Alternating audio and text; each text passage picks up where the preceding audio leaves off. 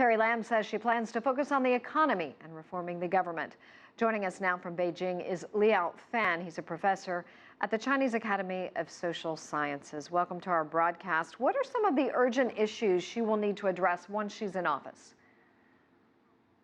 I guess we have heard that the Hong Kong economy actually has not been very well in the past few years. And I think due to the chaos and internal frictions in the past few years, I guess Hong Kong has lost many opportunities and chances to concentrate on the development of the economy. So I think the thing of first importance for her is to really unite the whole society to concentrate on the development and prosperity of Hong Kong. And also it is very important at this time to sort of regain and obtain the real trust of the central government, because the development and prosperity of Hong Kong just cannot be accomplished without the full support of the central government. And I noticed that in this year's government report, Premier Li Keqiang has actually emphasized the need to build the so-called Hong Kong, Macau, and Guangdong Bay Area. So this is really a very good chance for Hong Kong to regain its momentum of economic development. I think this is very important for Ms.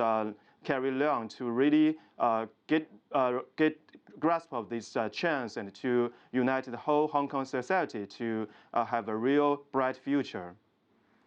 Let's talk about unifying the city specifically and those people who actually did not support her in this election. How will she win them over? I think this is only natural in a democratic society, that some people will support the leader and some, I mean, no matter it's the majority or I mean the minority, I mean there will always be some people who are not in support of the leader elected. But this is the reality that Ms.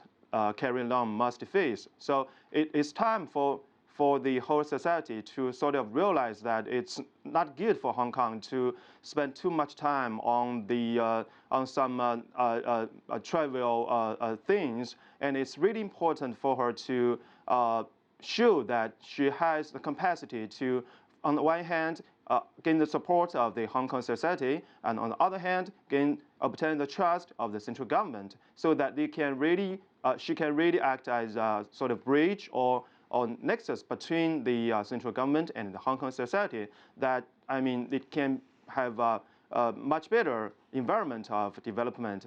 And, I mean, being a female, first female leader, I think, in some sense, it can help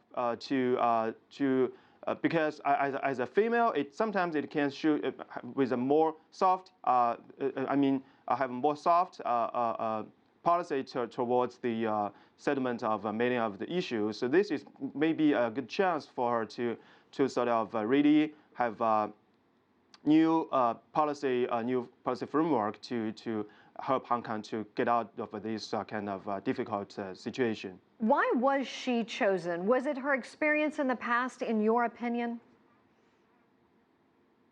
Come again? Why do you feel like she was the chosen one? Why do you feel like she was elected? Was it her background, her experience? I can't hear you clearly. Can you give me your question again?